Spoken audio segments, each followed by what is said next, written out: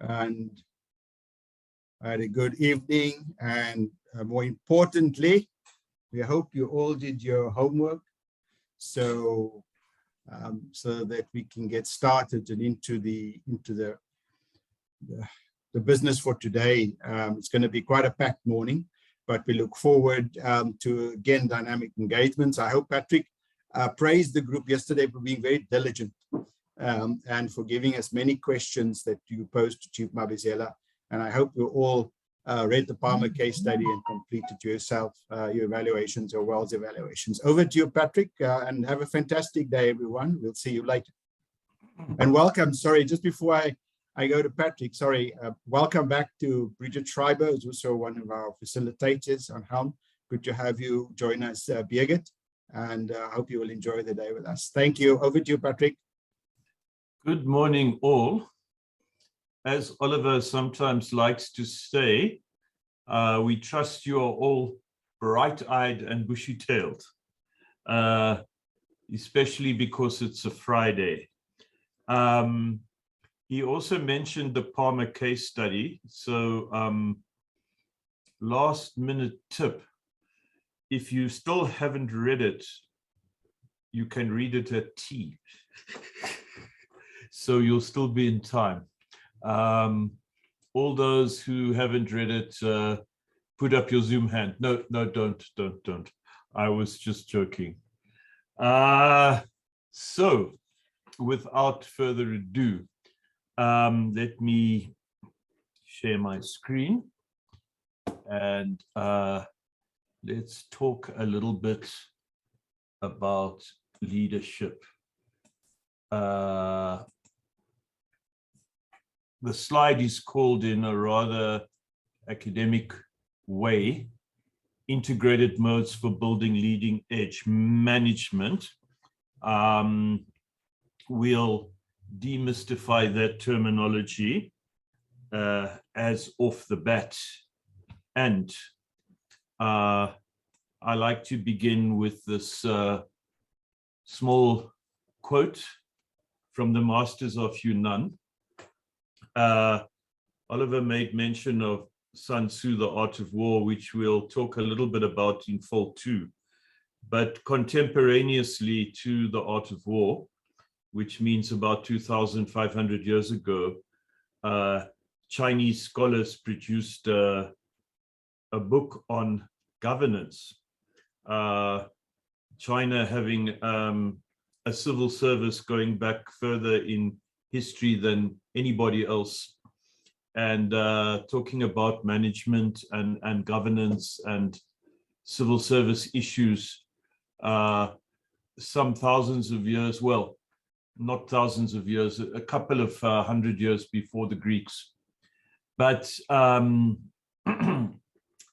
Masters of Yunnan say that the wise leave the road and find the way. Fools cling to the way and lose the road. So it's a bit of a Taoist thought about blindly following convention and losing your way, or intelligently leaving convention maybe, or innovating and leaving what may seem to be the received way, but actually finding the real road. And in this case today, I guess we're looking at the road of leadership and management leadership. Yes, sometimes, in my view, there has been a little too much emphasis on building leadership, which is currently fashionable. I'm talking about building leadership, as it were, in isolation, as if leadership is that magical silver bullet that by itself can solve all organizational difficulties, can face all organizational challenges. So there's a very big stress contemporaneously on leadership. Now, it may not be inappropriate to stress leadership, and I'll talk a little bit more about that. But maybe not enough attention is given to developing, and this is a phrase you've heard me say, but I'm going to unpack it a little bit more in this session, developing management leadership. That is leadership in the context of the institution, in the context of organizational life. Leadership conjoined, as it were, with actually managing within an organization appropriately. Now, I call it the last century separation. Many courses, programs, texts in the late 20th century, or shall I say, starting in the late 20th century, probably around the 1980s, but to some extent continuing into our current 21st century, which we already 22% of the way through, were at great pains. They took great pains to pick apart these concepts of leadership and management. Why did they do that? What could have been the reason? Why was the sense that we need to really individuate the leadership concept and separate it from how we see management in organizational life? Now, although I'm delivering something of a critique of this tendency, which maybe over-separated the two concepts, I think that there is a reason for why leadership came to the fore. And it does exactly relate, I think, in broad terms, to what has been mentioned and which Oliver focused on particularly, in that we have a situation where we have had accelerated change in organizational life virtually across the board. We all know about how disruptive technologies have changed the face of, for example, corporates. And the top 100 corporates of the 1960s and 70s are almost all gone. And now our top corporates are organizations that some of which didn't even really exist until relatively recently, or a few decades ago, or some of them not even 2 decades ago. The Microsofts, the Twitters, the Apples, the Amazons, a completely new economy has come into place, completely new kind of society, an information society with a knowledge economy being the cutting edge. We still have the old-fashioned industrial economy, but it's no longer the cutting edge of how we do things. So we've had accelerated societal change.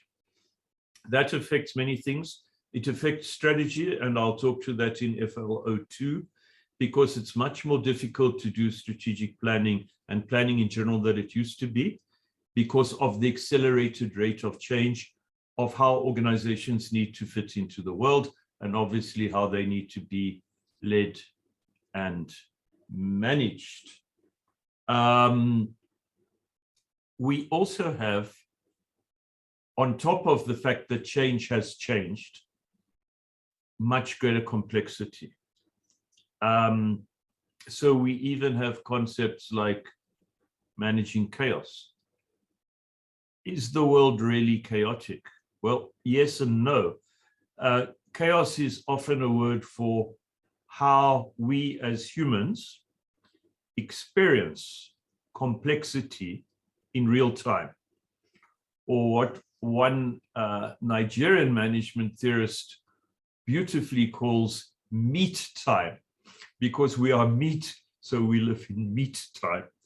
And in meat time, or in real time, complexity appears to be chaos after the fact. And again, Oliver's discussion on fees must fall is a very good example. Now, in retrospect, we can look back, we can, as we did, we can contribute a chapter to a book on fees must fall. And if you read that whole book, you'll see I think, a very sound analysis, cumulative analysis of what happened and what caused fees must fall, what the factors were that were at play, what the social and economic forces were, where the governance and management mistakes took place. And yeah, you can make sense retrospectively of what appeared to be chaos can now be revealed or unveiled as, let's say, mere complexity. But of course, mere complexity is something of an oxymoron, because complexity is not a mere thing. It is quite a difficult and serious thing that we have to manage, especially when we are in management leadership positions in university institutions, which have an important and complex mission in the overall society. So we need to sort all these things out and deal with complexity, deal with change. And the idea that was happening in management discourse, in management theory, was that management was no longer good enough. Good management, best practice management couldn't cut it. You needed some extra magical factor that could assist in navigating organizations through this change and complexity, this rapidly changing environment, these accelerated challenges hitting you continuously in terms of the ferment of social change. And the fact that we went from what we thought was a modern world that was steadily marching to some great rational, liberal, some people feel technocratic consensus. We were going to have democracy, we were going to have human rights, we were going to have enlightened societies. Science was going to assist us. We would follow it. We would give it credibility. It would create prosperity and plenty. And we did not foresee this chaotic, changing, disrupted, postmodern world, where in many cases, even in advanced democracies, so-called, or industrialized societies like the USA, people are not believing in science. There's a lot of return to ethnic nationalism, to kinds of superstitions. There's a lack of common global values. And even within societies, there's value contestation, there's confusion, there's political disruption, there's ongoing and often increasing inequality, and there's difficulties in keeping organizations on track in terms of their expected missions, their expected delivery, their expected value add and contribution to society. So we're living in this post-industrial, postmodern, ever-changing, chaotic, meaning complexity in real time, and we need leadership. So as this dawned on the world of management discourse, people began to absolutely stress management as the real thing, and perhaps as an unintended consequence, sort of severed it from the management role and in a way, to some extent, downgraded the need for management and leadership to, in a sense, be coterminous and to be synergistic and to walk hand in hand in terms of not just leadership development in an organizational context, but a management leadership development. A lot of management versus leadership proverbs developed in the spirit, and you used to see them in the last century on those transparency slides, and then they transferred, if you went to courses at business schools and other leadership courses, they transferred into this wonderful or terrible thing that now dominates our lives called PowerPoint. And we got these phrases, idioms that seem to ring true. I mean, we call them proverbs, and we know that proverbs always seem to ring true, but in fact may contradict or contrast. We think about he who hesitates or they who hesitate are lost. But we also hear that fools rush in where angels fear to tread. Should you rush in or should you hesitate? That may well depend on that essential component called context. And often proverbs lack context, although they seem persuasive and convincing. Let's have a look at them. Managers look after the present. You know, they push things along and keep things going. Leaders, however, facilitate the future. Managers manage objectives. Leaders provide vision. Managers preserve. They sort of status quo orientated. Leaders risk. Managers focus on the bottom line, but leaders focus on values. Managers maintain, leaders drive change. So this is very much the kind of rhetoric that developed, and obviously this is just schematic. These proverbs were underpinned by hundreds of books on leadership at the airport bookshop, new ways of conceptualizing leadership, hundreds of heuristic leadership models, new names for leadership concepts, and so on and so on. What can we say about this? Well, an interesting thing maybe is to just turn these proverbs on their head. Just express the same proverb, but from the other side of the management leadership dialectic. So, taking exactly the same proverbs, managers shouldn't care about the future, whereas leaders can safely ignore the present. Managers don't require vision, whereas leaders don't need objectives. Managers shouldn't take risk. They're not suited to it. It's not expected of them. Whereas leaders never preserve or never need to worry about preserving. Managers don't really need to focus on values. It's not their role, not good at it. It's not a management thing. While leaders don't have to worry about the bottom line. Why should they? They're leaders. They needn't be constrained by bottom line considerations. Managers are not called upon to drive change. They're not good at it. They're not equipped. They're not set out to do it. While leaders don't need to maintain. They don't need to keep the business continuity. It's not a leadership thing. They should be moving and shaking, changing everything, innovating. They don't have to worry about, keeping things going or, keeping the show on the road. they can maybe leave that to managers.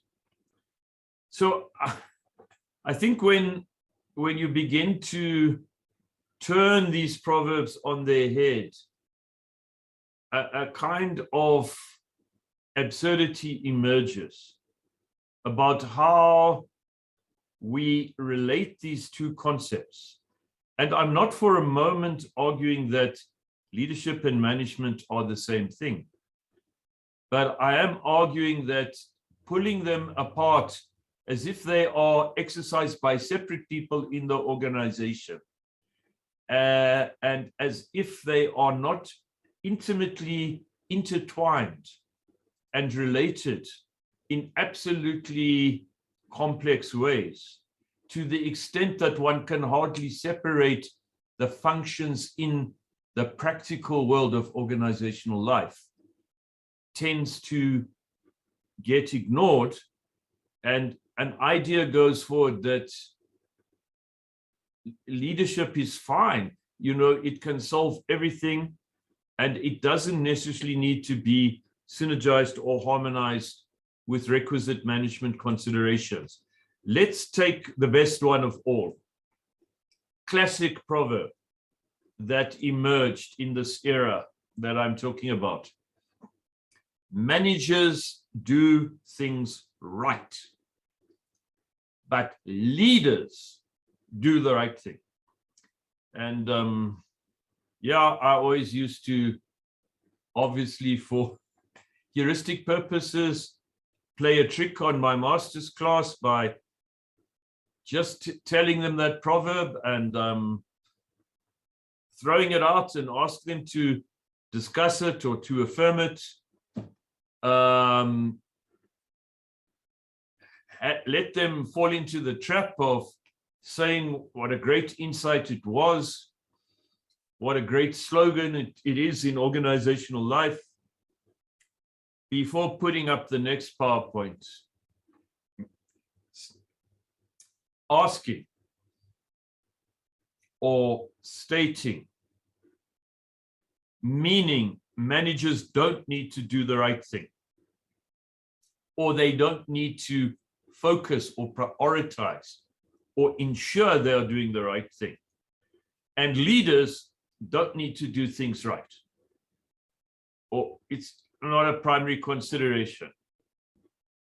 And I think that a lot of the toxic leadership that has been experienced across the board globally in the 21st century, and a kind of toxic leadership that in South Africa we've also seen happening in many institutions, in the political sphere, and we're not talking about specifically political leadership here, but also in public institutions, not excluding phenomena that have occurred on our university campuses. That toxic leadership coming from the fact that people appointed as leaders who are in leadership positions and who see themselves as called upon to lead in this way, irrespective of many organizational, institutional management considerations, or irrespective of management skills that they don't have, or they're not exercising, or they don't feel they've been called upon to develop and prioritize. Leadership, just raw leadership, that doesn't think it has to do things right, has really, in many instances, proved to be toxic. And I believe that that is one product or byproduct of an overemphasis on the magical power of unabridged pure leadership, without reflecting on how it should be conjoined with the management and the institutional aspects, can be toxic, because then leaders feel they're unencumbered by all this management rubbish, which they can leave to lesser people, or they can leave to the administrators because they are busy leading.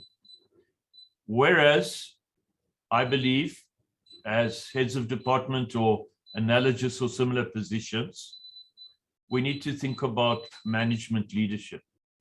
Surely we need to do things right while also doing the right thing.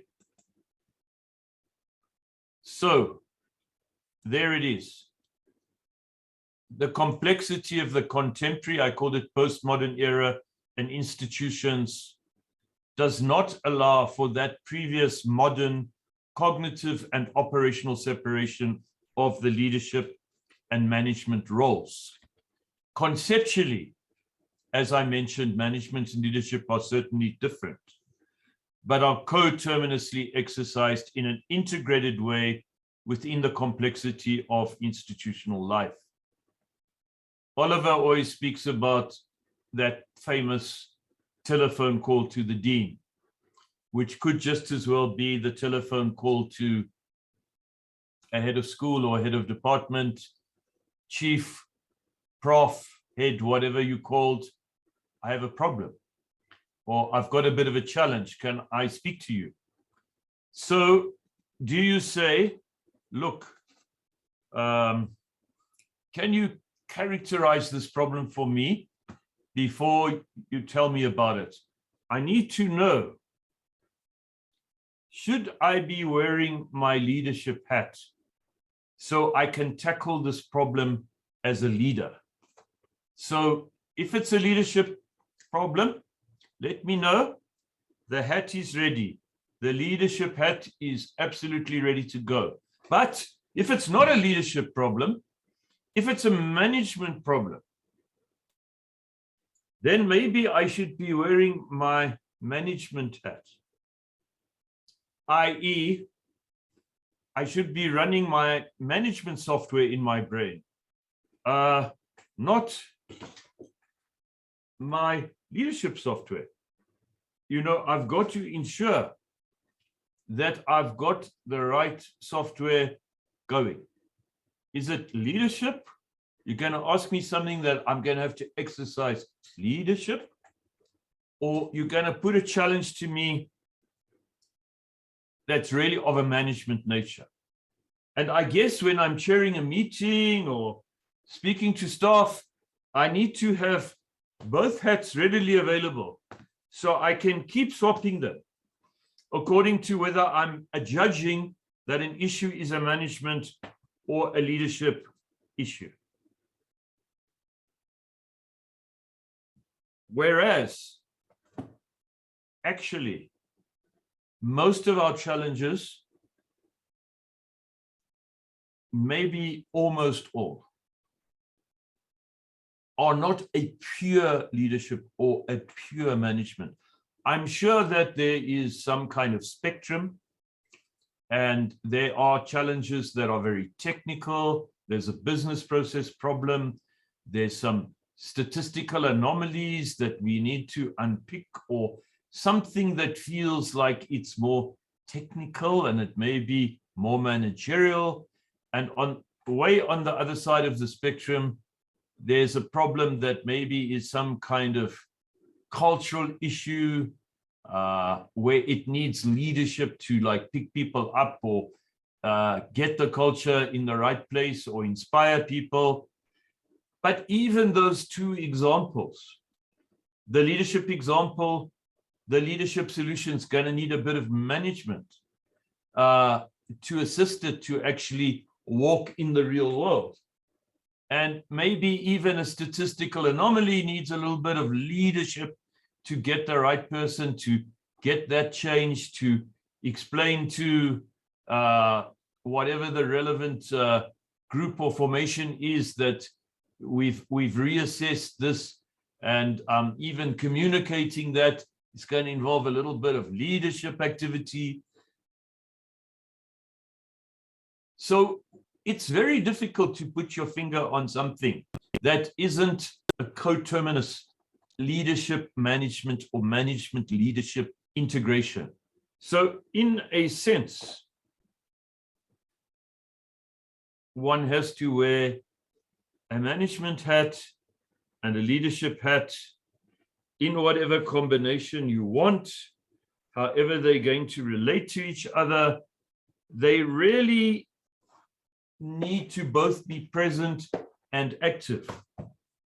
Both your leadership software and your management software needs to be running as you do your job, and it actually needs to be compatible and possibly actually the same piece of software that has integrated leadership and management aspects in order to win this battle, to navigate your organization, to lead and manage it, to delivering on its mission, adding the value, providing the service, doing the pedagogy, managing the resources, leading and managing your people, dealing with the procedures and protocols of the university, assisting the student, getting the changing pedagogies in place and working, having the right partners in your organization and in your sector and in your community engagement, etc., etc. It's very difficult, and I put to you, artificial. Yes, we can conceptualize leadership and management differently.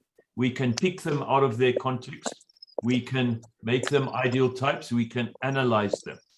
But when we actually, in practice, we are really integrating these functions. So what can we say about that? Oliver touched on the development of leadership theory.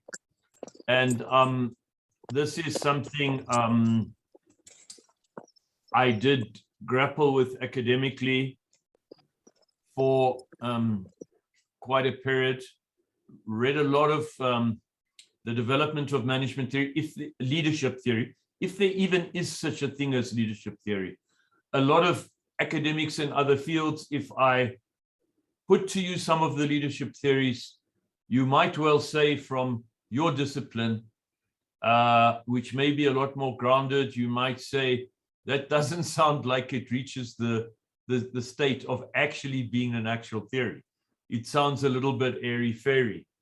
Nonetheless, we did progress from leadership myth and legend and history and fable, given that every society, without exception, has many stories, fables, mythologies of leadership. Leadership looms very large in human history, but really wasn't theorized as such in an academic sense until about 100 years ago. Starting with great man theory, then going on to traits. Great man theory is really about traits, leadership traits or traits, going into with the discovery of organizational psychology in the 30s, going into psychological theories of leadership and fellowship, going into situational leadership, bringing a lot more context in, beginning to say that situations create leaders and all people have leadership potential, going from the 50s into the 60s, beginning to talk about, on the one hand, transactional leadership, that leadership is trading off, it's bargaining, very influenced by capitalist economic models and competing theories of leadership, that leadership is transformative, it's about values, it's about making society better, and all those other theories that build on that,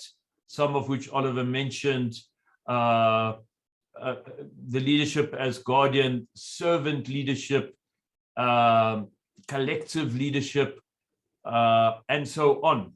But without having time to summarize these theories, safe to say that leadership traditionally included, for a lot of the 20th century, it included policy, it included being a strategist, it included being a good communicator, it included having good interpersonal skills, being charismatic. It included organizational skills, management skills, change management. It included relevant sectoral or functional knowledge within the profession or sector or industry or discipline in which you were deployed or held to be a leader. Interestingly, currently all the above and a number of other things that were considered to be part and parcel of being a leader have been picked out of leadership and have become disciplines in themselves. Policy studies began in the 60s, and now you can do master's degrees in policy studies. You no longer have to be a leader to be a policy expert, and a leader can call upon you as a policy expert. They don't have to know about it themselves. Strategy became a discipline in its own right. Again, in the 60s and really coming into the early 70s. And again, you can do a master's degree in strategic management, and leaders don't necessarily have to themselves be strategists. They can call on that expertise. Even, I mean, communication studies is a discipline. It has its own formats, its own programs, its own accreditation, its own experts. Management, obviously, became a discipline in the 20s.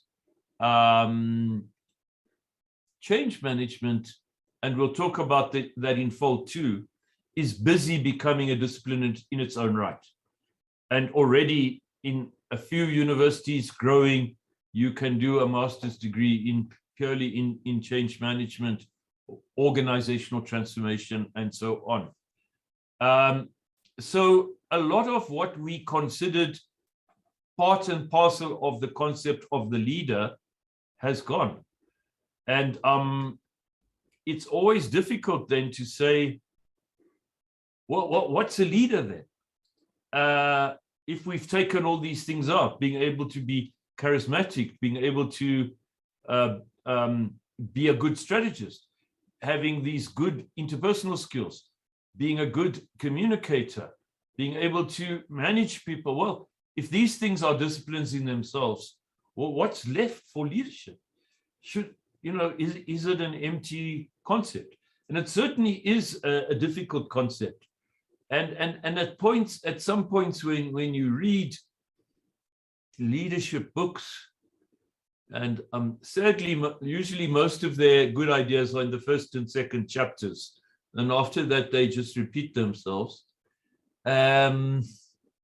Sometimes you find that definitions of leadership are quite arbitrary or become shopping lists of what a particular author thinks is important, and name things that may well be important in particular contexts, but is that leadership?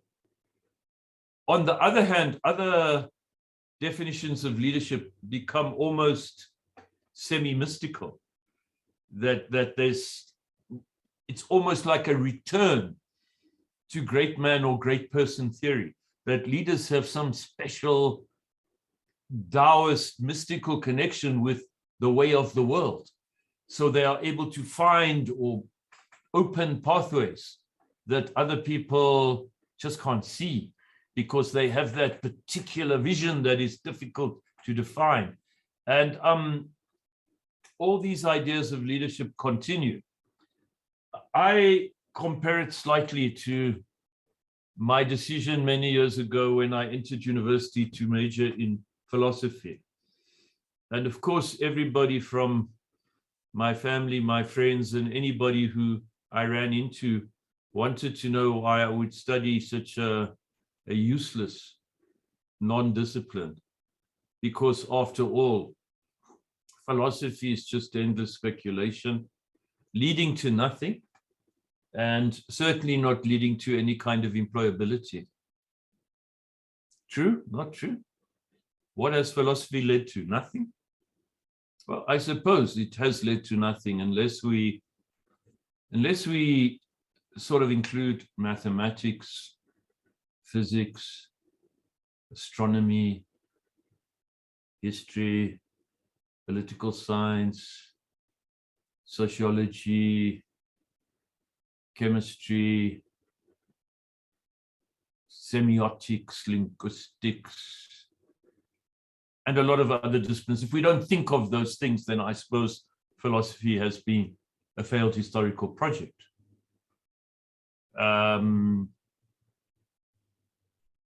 Clearly, philosophy has spun off virtually all the disciplines that we know, which is why when you get a PhD, it's always in philosophy.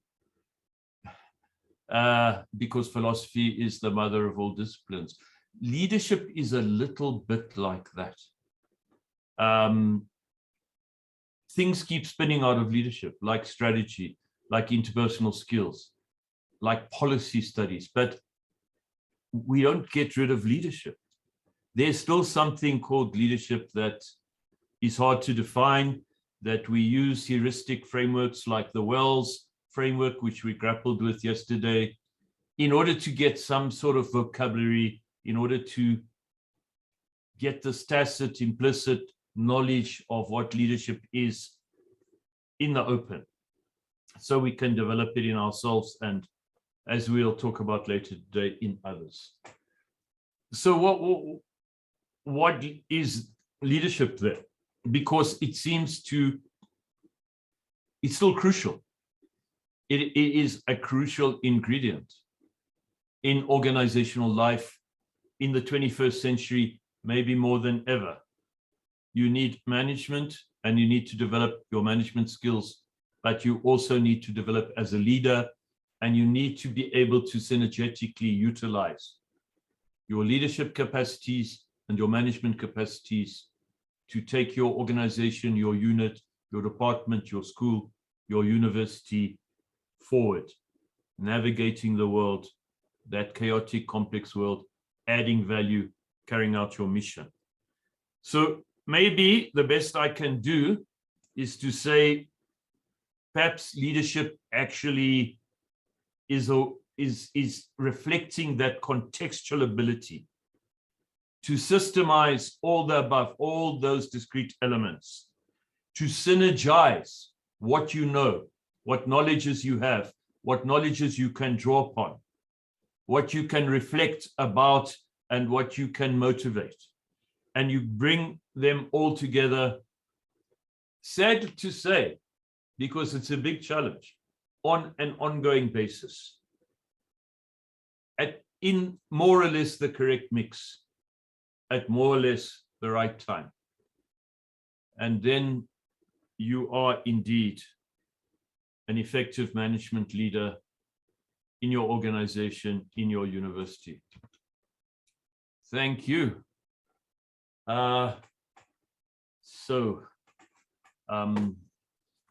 We need to, I think at this point, according to the program, we need to do the debrief of the self-evaluation, but maybe I could just steal a minute or two if there's somebody who would like to say something, or who's dying to contribute, to challenge, to question.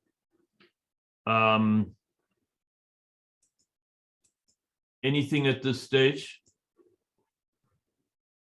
We'll probably have a bit of time to reflect on these leadership concepts as we go along, but if there's something urgent this moment. Yeah, just if I may, maybe just a comment, Patrick. It's interesting, you talk about this distinction, these kind of management versus leadership proverbs, that were emerged in the 90s and hopefully, are no longer applicable or being utilized. But I was in a meeting the day before with the consultants who's doing our climate survey at USAF, and she was still talking about the leadership and the management. And it was quite bizarre for me to still see and hear that distinction, referring to the leadership to the top echelon, the people who have the leadership roles in the organization, and those who are kind of at lower levels, which carry out the management function. So it's still there, it still prevails. And I think the sooner we can get into this idea, I mean, as you said, everyone has potential for leadership, and especially HODs. You've got to just do the management stuff, train them on the management stuff. Especially senior people. I mean, what would we say? Would we say, when we have the vice chancellor in the room, then that person is the leader and maybe everybody else are managers. But if it's the university executive, they're all leaders, and the deans and the heads of department are managers. But if it's the dean chairing the meeting, is the dean the leader, and the heads of department are merely managers? Or if the head of department is now taking responsibility, leading something in their discipline, are they now the leader and everybody else are just administrators or managers or doers? You see, yes, that's correct. The VCs plays a leadership role, but also a management role. So these roles are constantly being exercised at every level. And, you know, like that meeting, I mean, you didn't have people who had little tabs on their shirt saying, in this meeting, I'm going to play a leadership role. And somebody else who is maybe one step down in the hierarchy has got a tag saying manager. So won't expect any leadership from them in this context. I mean, obviously, you know, leadership and management roles constantly shift. And that's, of course, my point. But both are involved. You know, in an organization, I mean, you could argue that in some sort of ideal political state, cabinet ministers would be leaders and the civil service would be managers. And the real world's not quite like that, because ministers have to involve a little bit of management or take management considerations into account. And DGs and senior civil servants need to lead. So that, I think, makes the point. So let's go to our debriefing of the self-evaluation. Yep. Troy has his hand up. Okay, try and go for it.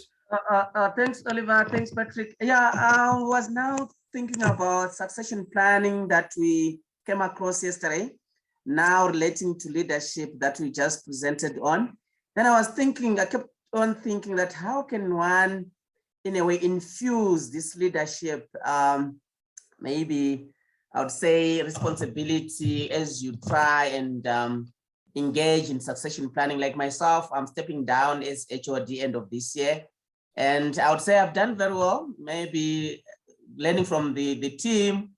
But honestly, as you highlighted, succession planning at HOD level, I think it was Oliver, it's not really taken seriously. So how can I do it as HOD?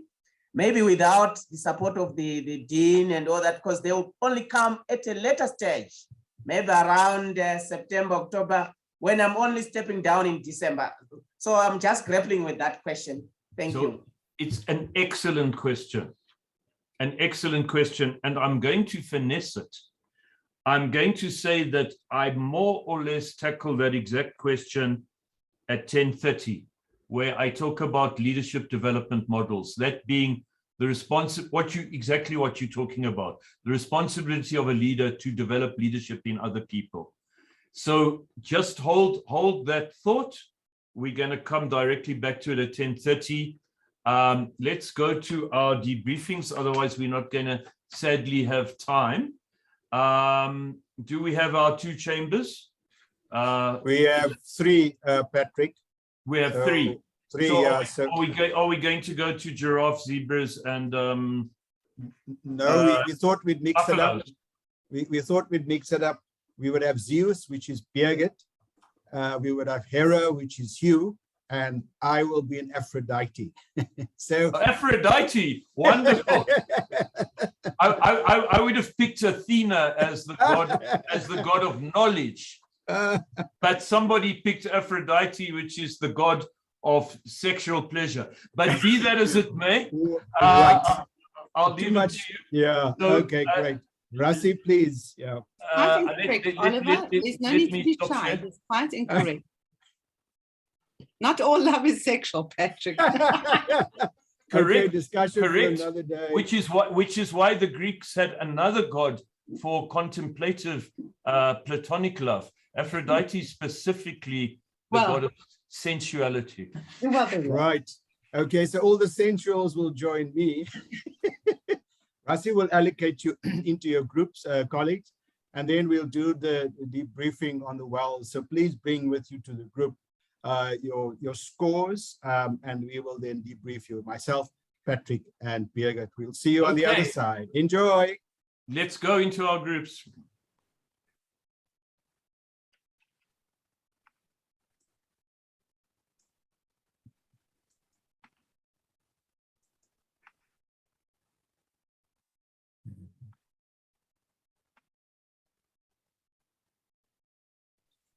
All the groups lost. Everyone into the groups.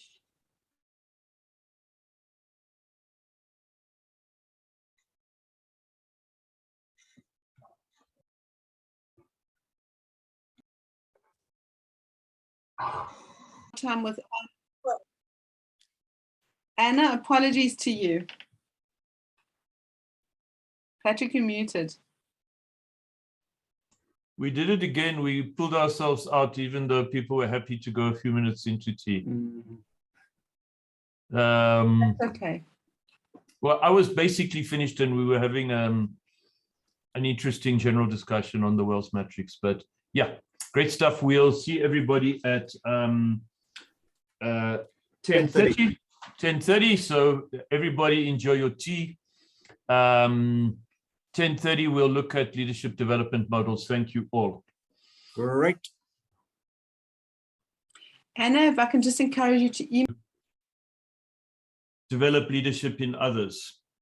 But before plunging into that, I'd just like to, at the risk of maybe some repetition, just make a generic point about the Wells matrix and the debriefing.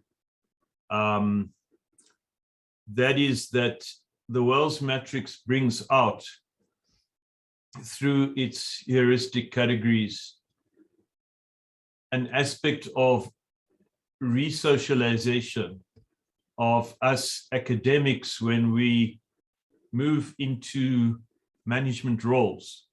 That it's not simply a mechanical change of what you do or how you schedule your day, but it's actually a kind of paradigm shift in regard how you look at acquiring new knowledge and skills, in the sense that the trajectory of an academic career is encouraging you to specialize and to super specialize, and to develop a specific field that is, in a sense, specific and narrow, which is where you research, where you publish, where you teach. It may be broader or narrower depending on particular individuals, but it's always a pretty unique area that you have specialized in, and you have been constantly rewarded for your excellence and your efforts in that specific field. Now, in your management leadership role, you are called upon to be an all-rounder. In a way, you have to unlearn that tendency to keep specializing and to keep getting better at those things at which you already excel. And you have to become this all-rounder that can play any of the roles at the very least adequately. So instead of continuing to build on your strengths, in a sense, the Wells matrix is teaching us that actually we need to spend more effort in those areas which come least naturally, or we feel least competent, or we feel least confident, or we have less experience, and to specifically prioritize being at least adequate and maybe good in those roles, instead of becoming ever increasingly excellent in roles we are already excellent in. And that's a paradigm shift. It's a re-socialization of our whole developmental sensibility as we've developed as academics. So I think that's a sort of useful experience in terms of which of those roles we feel we already do pretty well, and which of those roles we may feel we could do better. And that's where we should put more effort, because we need to play all 9 roles as they come up, as they demanded within the context, and not just rely on being good at some. Being good at some can take us through situations, but there may be situations where the very role that's called upon is a weaker role, and one's inability to play that role adequately can undermine all the good work that you did in those roles where you are more confident. Right. So how does one develop leadership? Came up as a question, and a very good question too. How should we go about it? Should we go about it? What's involved? So here I'll be drawing on my own research in terms of a leadership development model to handle all the complexity and change we've been talking about, formulated for the 21st century South African context. And basically, without giving a conference paper on this research, the research is really quite empirically based, in that all I did was go to, and this was not done for the university sector as such, it was actually done across the public sector. The public sector as a whole, is to ask people who, in their organizations, their government departments, their state agencies, other parts of the public sector, including universities, people who in their organization have the function of developing leadership. Part of their job. Part of their job description is do leadership development, develop organizational leadership. I asked them what they actually did. What did they actually do that they regarded as falling under this role? And what happened at the end, I'll show you the end first, then I'll take you through all the steps, then I'll bring you back to the end in a slightly adumbrated fashion, is I developed what I call the leadership development triangle. And this is the basic model. So what you have is, you have at the bottom of the triangle what I've called the embedded aspects of leadership development, and those relate to clearly transferable knowledge and skills. Clearly transferable knowledge and skills. Then I've got the ethetic aspect, and if you're Googling that word or looking for it in the dictionary, it's not there. I made it up. It's a neologism, because I couldn't find a word that meant aspects pertaining to aspects or characteristics pertaining to ethos. So ethetic is consistent. It's a consistent neologism in terms of the Greek lexicon, of which we have many derivations in English. And this relates to character and ethos building aspects. And then lastly, because when I did this research, innovation was very big. Everybody was talking about innovation. To some extent, they still are. So I characterized this as the innovative aspects that we expect from management leadership. And that's creativity and context integration. So how did we get to that? Well, here's what I developed from my inquiries. And in a sense, this is a matrix of what people said they did. That's the capacity area in which they said they were developing leadership. What their key assumption was. And it wasn't always clear to them what their key assumption was, but what is their key assumption in terms of why they were doing what they were doing. So in some instances, I had to derive their assumption. And lastly, what is the intervention? What is the intervention that they regarded as effective for this function or task or challenge of building leadership? So very interestingly, and no, I didn't contrive this to fit within my previous presentation. It was extremely common that when people said we are developing leadership, what they were talking about was actually management skills. Well, they said, we're sending people on this program, which was a management program, or we mentoring people in the following way, which was mentoring them in regard to their management skills and abilities. So a lot of what people said when they said we are doing leadership development was actually trying to make people into better managers.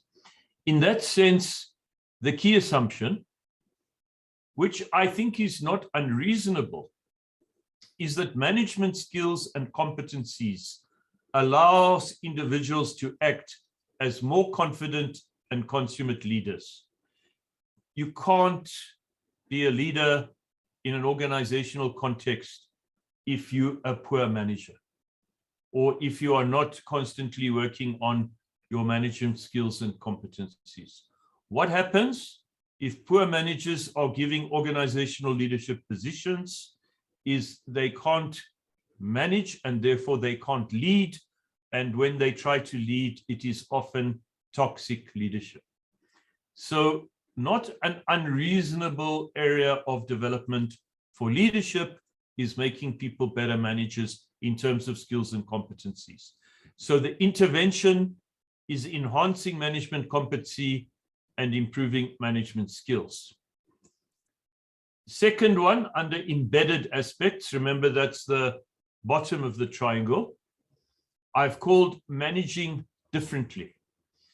And that has more to do not with your pure set of skills or your package of competencies, but your style. How are you managing? Are you just old-fashioned authoritarian? Are you toxic?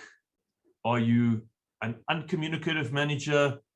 Are you an out-and-out technocrat who completely ignores the human factor, etc.?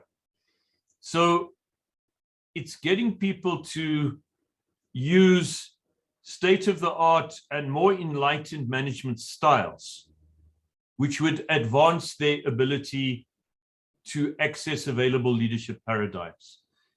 So the assumption, in a sense, is if your management style is very rigid, very hierarchical, very technical, over-technocratic, authoritarian, toxic, you're not going to develop into a great leader unless that style can become more enlightened, more modified. So it's managing differently. And the intervention, and it's often more touchy-feely interventions, sort of group work, mentorship, getting people a management coach, etc. It's fostering significantly different and more progressive management styles. Again, it's about management, but it's pursuant towards leadership development. The last one that I identified for these embedded aspects, the bottom of my triangle, that came out of my questions was formal knowledge. Often when people said, well, we're making people know more about this sector, or they're going to know more about this industry. They're going to know more about the function that we do. And that was often done through travel, sending people to conferences, sending people on particular academic or executive programs, allowing them to spend time in similar organizations or in parallel organizations in other parts of the country or internationally, to learn more about the sector in which they're operating. So the assumption was that unless you have adequate, but actually more than adequate, approaching excellent formal knowledge of what goes on in the sector where you are trying to lead, or in the profession or discipline where you are trying to lead, you're not going to succeed. So the key assumption is formal knowledge exposure would build leadership stature and ability. And I suppose, although I haven't put it there, credibility. So the intervention is assembling formal knowledge and theoretical understanding about the world, specifically the world of that sector or that discipline or that organization. Coming to the ethetic aspects, that was the left side of my triangle, those aspects relating to ethos, spirit, character. The first capacity area that one came across was self-discovery. There are a number of leadership programs which I suppose along the lines of what we just did in terms of the self-assessment, but taking that much further, facilitated programs, other programs dealing with mentors, dealing with experts, leadership trainers, and it's about learning about the self. The key assumption is you need to know yourself, you need to understand your own character, your own, I suppose, prejudices, your own tendencies, strengths and weaknesses, in order to open the pathway to leadership wisdom. So the intervention is some kind of intervention where there's enriching self-discovery and personal growth of that person, so that they can grow into a more sophisticated, articulated, self-understanding leader. That was very popular some years ago, but it's still done even today. There's a number of programs that focus on that kind of self-discovery or facilitated self-discovery. At the time I did the research, it was around the height of state capture. There was a lot of attention to, a lot of concern with corruption. So there was a lot of focus on ethics, codes of conduct, making sure everybody understood the rules, the ethical conduct, and so on. So one of the capacity areas under ethetic was what I called ethical fortitude. The key assumption being a deeply rooted ethics and appropriate ethos establishes leadership fortitude to resist dishonesty and corruption. So people were being put on, a seminar for a morning or a day on the code of conduct, or on case studies of ethical issues that come up in their sector or their organization, ensuring people were aware of the rules of good governance, the policies and procedures relating to, particular HR matters, in order that people should be able to do the right thing. So the intervention was about building ethical foundations and considerations. My last ethetic aspect is what I've called environmental socialization. And the assumption there is that you can't really succeed in building a good leader, building an ethical leader, building a leader who will have all the necessary humanitarian sensitivities, if your actual basic culture of your organization is flawed or is toxic or is extremely lacking in the ability to reinforce positive and constructive leadership aspects. So in this sense, what is crucial is the culture, not necessarily the individual, but the culture around which or within which you are trying to build individual leadership. So the key assumption is the prevailing institutional ethos is a crucial determinant of leadership quality. So the intervention is to the institutional environment, developing that environment, and the ability to build a conducive organizational milieu, to make sure your organizational milieu is conducive, it's friendly to leadership development. Otherwise, all your efforts poured into individuals may come to nothing. And lastly, the innovative aspects. In the first instance, that's the part of the triangle on the right. Broadened horizons. Broadening people's horizons, taking them out of their parochialism, exposing them to more experiences, getting them to understand their stakeholders, getting them to understand how their similar organizations or parallel organizations work with different methodologies or different practices or good practices, where the debates are in regard to the sector, in regard to the mission, in regard to the activities, what is the state of the art, what are the experience from other jurisdictions, etc. So the key assumption is wide-ranging quality experiences broaden the intellectual horizons of leaders. A leader can't be parochial. They need a broader horizon. They need to see beyond just their own organization, their own province, probably even beyond just their own country or continent. They need a much broader understanding of what's going on that they can learn from and adapt and bring to bear. So the intervention is facilitating exposure to greater diversity of world and life experiences. A further innovative aspect is what I've called tacit knowledge. I've spoken quite a bit about it.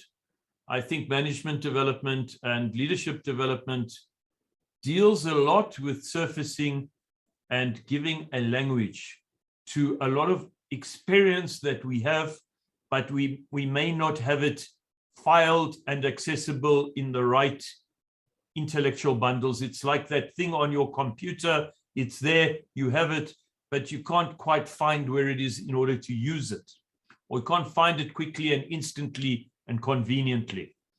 So the key assumption is surfacing and sharing implicit knowledge can facilitate leadership growth and augment approaches to key challenges. Being much more in touch with your implicit knowledge, having a lot of your implicit knowledge becoming and flowing into explicit knowledge that you can talk about, that you can make use of, that you're aware of, using your experiences that you gained in the past to assist you to manage into the future. So the intervention is rendering explicit, learning from and sharing of implicit knowledge. What might be an example? Well, I think a lot of the pedagogy we're using in the Foundations of Leadership 1 or 2 program would fit well into this category. We're trying to draw on your experience and to give it a vocabulary, to give it life, and to talk about it more with ourselves and with others so everybody can learn. Lastly, under innovative aspects, the capacity area I've called, for lack of a better term, chaos acculturation. Well, maybe I could have called it complexity acculturation, but chaos acculturation sounds more dramatic.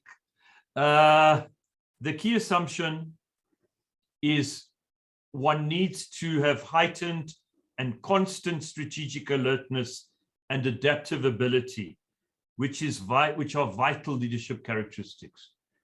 Leaders need to be wide awake to the ongoing ramifications of change and complexity. We need to be acculturated to the way complexity hits us as chaos in real time, in meet time. That should not divert us. It shouldn't knock us off our game.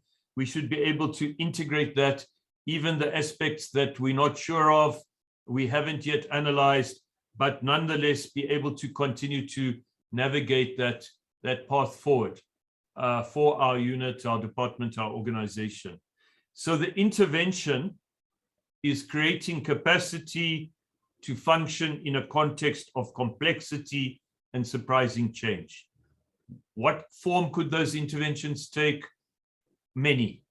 Participation in strategic planning sessions, discussions in regard to tactics being used by the department, briefings, providing maximum information possible within your department, making sure you are very well informed yourself.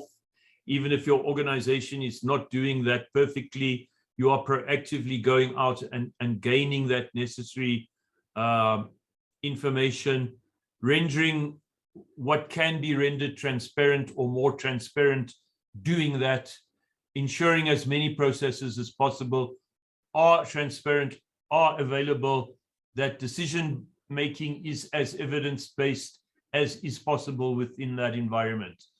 That would be some of the interventions and teachings.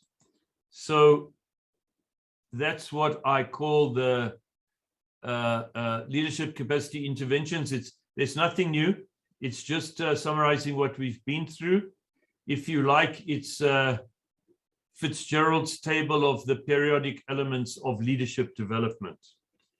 The point being, and coming back to the original question, how would you go about building a program for the benefit of leadership development in your context or in your organization?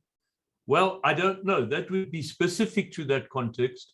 It would be specific to that organization, where you sit or stand in that organization, whether there's funding available or not, how open your organization is to any of these aspects or a selection of these aspects.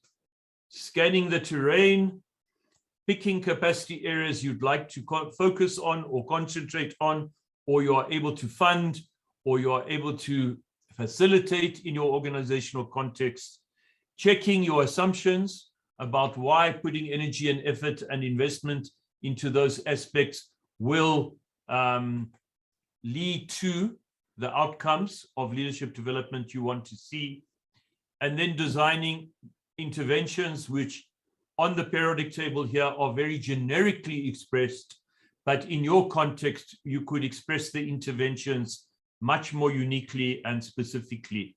So the idea of this is it's a tool that if you say, well, what could I do from where I am with what resources I can command, financial or otherwise, I would say, well, you can pick up any aspect from this table and you can use the table to build your own unique leadership development program that will be practical, feasible, fundable, doable in your own organizational context.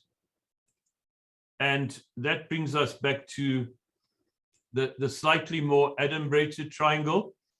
it's basically the same triangle, but we have the elements placed on the right hypotenuses. We have the management skills, managing differently, formal knowledge, transferable, embedded skills. We have the character and ethos, building self-discovery, ethical fortitude, environment, socialization. We have the creativity and context integration, the tacit knowledge, the chaos acculturation, and the broadening horizons, which gives a certain three-dimensionality to the periodic table.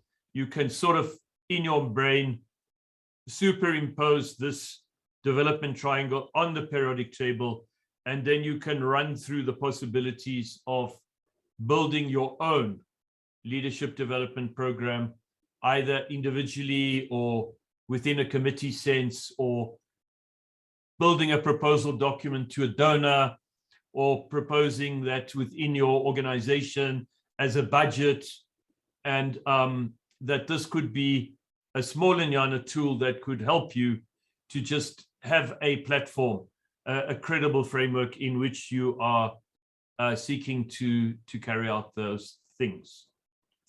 Right. So basically that brings us to the end of that session. Thank you very much for surviving it. We can end there. If anybody would like to say anything, question, query, challenge, addition, I've got a question. It seems to me this is all fine and well if you're already in the position. But the problem is you're appointed in the position without these skills. And now if it turns out another person should have received the position, I mean, that seems to me the wrong way around. I mean, that you kind of figure out your deficiencies on the job. And it's not ideal. It would have been nice that universities have an environment where many people go through this and the most suitable one is appointed, rather than nobody is trained. You appoint one which you hope has the potential to develop into a good leader. And it seems to me that it's a bit backwards. Well, you see, you're right. I mean, organizations are far from perfect, and many people are appointed in exactly the way you describe. And that could even be the norm. But now that you're in the position, what will you do to shape the future? The fact that you didn't receive those benefits, and I certainly didn't receive them, you know, the fact that you forged your own lonely and rough path doesn't mean that by assisting in general leadership development, so you begin to get some sort of pipeline of people who may emerge into the future, whether it's in 2 years' time, 5 years' time, or 10 years' time, when their time will come. You will be able to say, well, at least I made sure that the people who came after me were much better equipped, were more developed as management leaders than I was. And that surely is shaping and changing and improving the world, improving our institutions to actually be better, to be more effective. I would say that, you know, those leaders that you develop, we will even expect more of them. We will hold them to even higher standards because, you know, they benefited. Nobody spoke to me about leadership earlier in my career. There were no workshops I went to. Nobody said, you know, you might find yourself in a leadership position. You might want to think about these things. You may want to have some vocabulary to be able to talk about these things. You may want to have a sense of what's involved, what kind of resocialization and paradigm shift mentally, or how will it change the nature of what you do?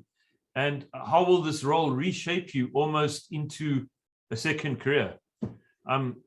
Like you say, nobody hardly ever spoke to me about anything like, they were just tidbits that maybe somebody mentioned to you in passing, or you learned from maybe one of your managers something useful and, okay, I have a great advantage. It was my academic field. So yes, it was much more, the concepts were much more available to me. But now my mission is to make them available to everybody.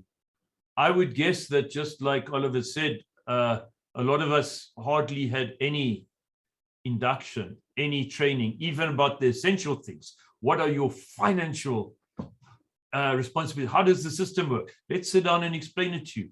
What about your HR responsibilities? Do you know the basics? What can you do? When do you draw upon central HR to assist you? What labor relations issues may you face? What about your communication abilities? What about general leadership? Let's talk about it. Did it happen before you were in the position? Very likely not. But I think what you are all about as a leader is providing leadership into that future. It doesn't mean you're inadequate or flawed. You got there, and you're there now, and you may even in your career go into further management and leadership positions. But what's the legacy you can leave behind? And when I say legacy, I don't mean in a generation. I mean in a couple of years, when you move on to other positions, or you go upwards or sideways, or go back to being an academic. What's the ethos, the environment, the leadership development situation that will be inherited from you? I think that's the challenge. And that's exactly why we do this session. Oliver, did you want to add? Yeah, I think you're on the money, Skalk, and that's why I mentioned that less than 10% of people globally are prepared adequately, appropriately for the role of HOD, chair of department, or even dean for that matter. And I think that's where the challenge is. It's a systemic issue. And at the end of the day, it's incumbent on us, through what we're doing in Helm, is to try and create that cadre, that pipeline of leadership, so people can step up. And if we decide not to climb the kind of echelons of leadership in the university, I mean, you've got the skill set. What I often worry about is often we invest in deans and they just leave, they retire or they go and do something else, and there's a fantastic resource that the university could use. So I think it's something that we have to address at an institutional level as well as a system level. Thanks, Patrick. Yeah, I think, just to, I guess, hammer the point home, there's no sign of this change in complexity that we face in the 21st century. There's no current sign that it's diminishing or that it's stabilizing. So this is the scenario that we ourselves and those following us are going to have to manage and lead. So is there anything we can do about it? We can't change the nature of the world, but maybe we can prepare people in our organizational milieu better, so they don't become failed management leaders, they don't become toxic management leaders, that to some extent or another, they have a step up that we didn't have, that they are more equipped, they can get going quicker, they have a better vocabulary at their inception, and that they are more prepared for some of the challenges they're going to face. Doesn't mean they'll do better than you. They may do worse. Some of them may not succeed as you would have wished, but at least one can prepare the environment better for this challenging, disruptive change in complexity in which we have to operate, handing over some of these insights, experiences, vocabularies, mental models, heuristic approaches, and empathy that maybe we didn't succeed. So let's try it with Professor Palmer. You will be transported. You will fly through the cloud like a Greek god or any other kind of god from any other kind of cultural myths and legends that can fly. And you'll find yourself in your familiar groupings. So you kind of know the people there. So you should be able to get going quite quickly. You've read the Professor Palmer case study, so you've seen the questions. Just a couple of points. Please appoint a rapporteur early in the session, because we would prefer if you presented with some kind of screen sharing visual aid. A couple of PowerPoints, a page or two of Word with bullet points. We're not expecting a sort of pyrotechnic presentation, but just so we can take in, more succinctly and in a sense technically what you're actually suggesting. If we could have some screen shared applications. I do believe you will be able to screen share in your groups. I hope that's the case. We did have a bit of a glitch about that in the past. So maybe whoever's the rapporteur maybe can put it up constantly or from time to time, so you can create that PowerPoint or Word or whatever program you want to use that you're going to use to present. The second thing is you don't be too generic. It's easy to answer over generically. Well, Professor Palmer has to be a sage. That's great. And yes, it would be good if he could be an ally and blah, blah.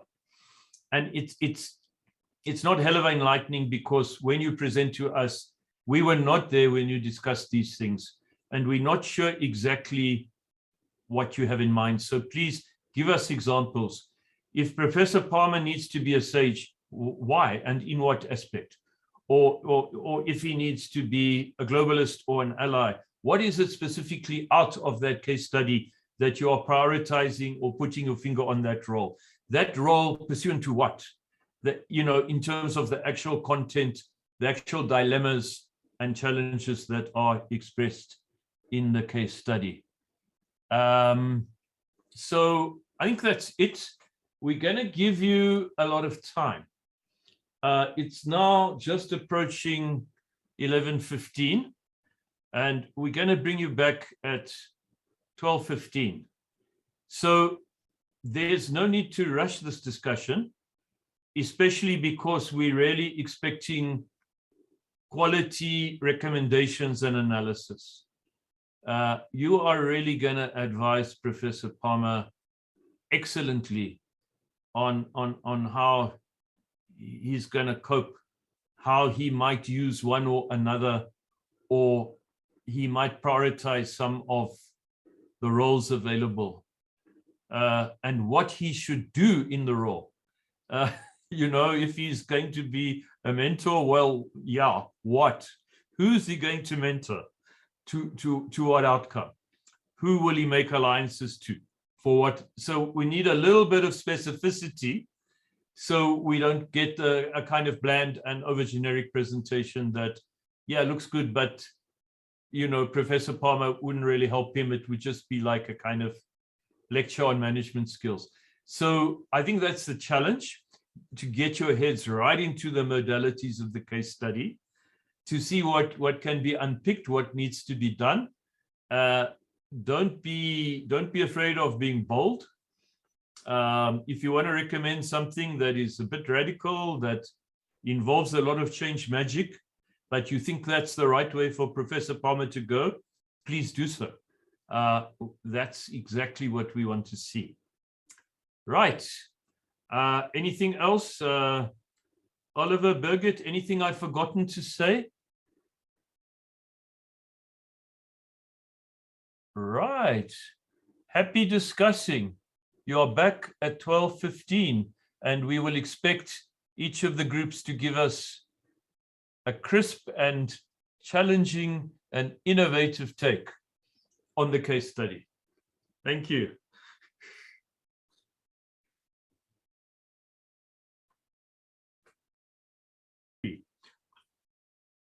Without further ado, The buffaloes. Buffaloes, please ascend the electronic rostrum and show us your presentation. Or rather, take us through your presentation would be more accurate. You have the floor. I can show it and then just keep quiet. That will be an option. But we'll try to be a bit nicer than that. Okay. Just tell me, can you guys see it as a presentation now?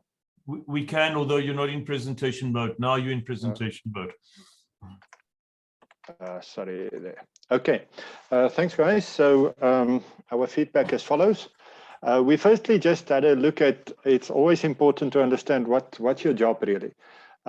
So we said overall the Dean's role and capabilities is obviously the overseeing of the academic schools with those broad strategic goals of improving throughput, research performance, and postgraduate student numbers. So it's important to understand what's a goal that you are attempting to get to.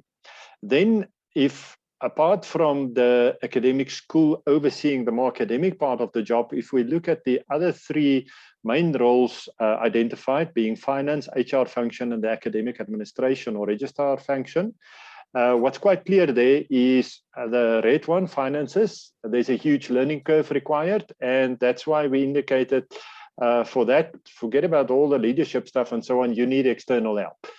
You need somebody that really understands what's going on, support that function. So that's why that one is pretty serious to attend to. For the HR function, not the favorite, so some assistance required to keep that going. And then lastly, for the academic administration registrar function, that's okay. And it's important to keep it part of what you are doing, because that gives you a bit of motivation and positive energy if there's still a small bit of fun stuff that you are doing, and that can keep you going. Apart from that, if you sit back and you look at what are the general overall challenges, it's clear this is a new position. It's a consolidated institution, so there's no new institutional culture as yet that you can call upon. And the dean has got limited experience in his previous roles in terms of specifically what needs to be done now. So that's sort of the background, drawing the picture of where we come from. Then if we go from there, we say that firstly, there's two parts in terms of this manager leadership role that needs to be attended to. The first one is the part that has been very well stated in the document, that's existing staff and situation. And the quick and easy answer, and that's what Patrick made very clear that we cannot stop our answer on in terms of this, is that there are systems, people, and work issues, and he needs to create order, inspire, and improve requirements. So all 9 aspects are required in some way, depending on the specific situation. So what's quite important observation in this regard is that there's not a one solution solves all problems. Let's just do that and get out of the way, at least in this regard for him. So that's the one that I will talk to a bit more details just now in the following slides.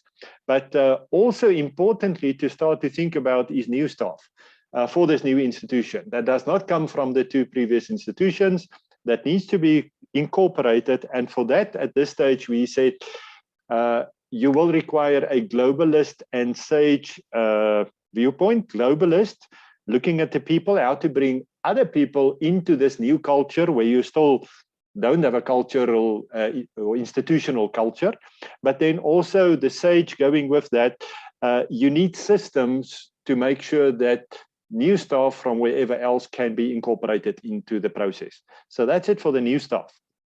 Then we also said it's quite important before you jump in and try to lead and manage people to a new way of doing things, that you need to understand why do you have the issues that you've got. And to make it simple at this stage, we said there are basically 2 types of issues. The one we call management leadership created issues. We first had it as Senate created issues. And quite important, as I indicated over there, it's not to blame. It's just sort of, these are parts of the facts of the matter that you are sitting with. Once you understand it, you can start to deal with them. So there we've got the expectations from law, the theology closing and so on. But then there are also staff-created issues, social sciences and law, a bit of a lack of leadership in those departments. And quite clearly we said, we need more thinking time around this. But it's important to understand that you need to understand the source of the issue before you deal with that. Having said that as the background, this slide is actually pretty straightforward. This is the question 1 part that says, what are the challenges? So challenges for each of the schools specifically. In law, the perception of demotions. In theology, they are to be abolished. Education, the whole promotion development concerns. Social sciences, they need new strategic management, and arts, overall guidance required in the bigger picture. And as I said, this is a quick one. The more detailed one is then what are the priority leadership management roles specific for each of the departments? So firstly, you will see that there are 2 green ones, 2 orangey ones, and 1 red one.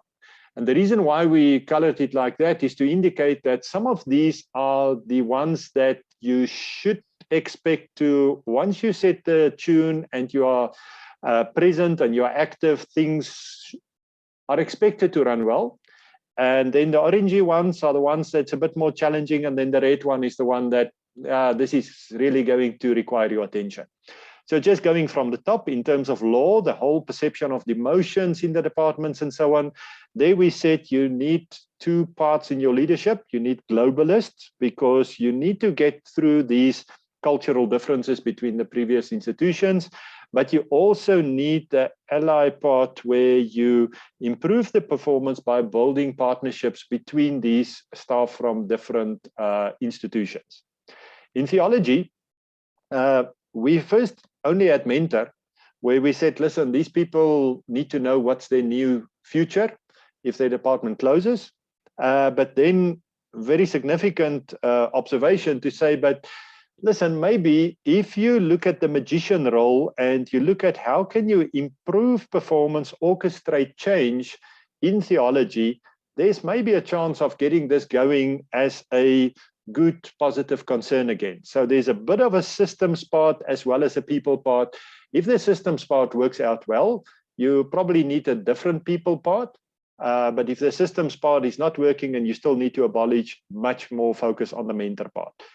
Education, the promotion and development concerns, there we specifically looked at this as a major people's issue that to be dealt with the ally and the mentorship roles very important to make sure that you start to get the collaboration between the different parties in terms of trust, building the trust between previous cultures, and then also provide the mentoring role about once you understand, trust, collaborate, what comes, how do we develop further from this?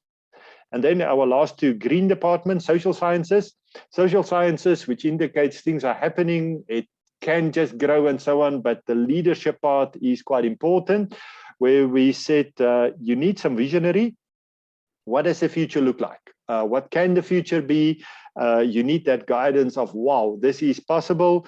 And then together with that, the globalist part, where you still need a part of, okay, we've been used to doing it like this. How can we get into this new innovative culture of growing a better future? And then lastly, for the arts department, the one where things are running, everything's going well, it's perfect.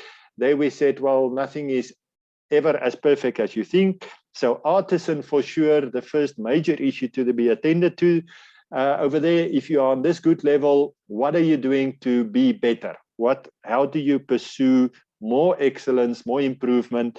And then very importantly, making use of the allies that you've got, the good relationships in this department, making sure that you build on that and don't lose that in the bigger process. I think that summarizes my feedback, Patrick. Anybody, if there's something that I totally missed out, but I think that's the big picture. Any other Buffalo want to add anything? Okay, good job, Buffaloes. We'll have a wider discussion when we've heard all 3 presentations, but I think you you did a particularly good job, which is one technique when dealing with case studies that we use in management schools, is you rephrase the case in a way that you analyzed it in terms of the questions. And I think that was pretty well done. There was a lot of clarity there.